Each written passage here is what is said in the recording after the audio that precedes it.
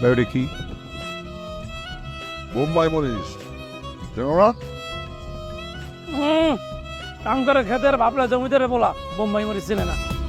Abel ভাই খাওয়ার সময় আজারের কথা কম করেন। ভাই বেয়াদবি না নিলে একটা কথা কই কও এটা মরিচ দেবেন আরে তুমি এটা খাইতে পারবে না।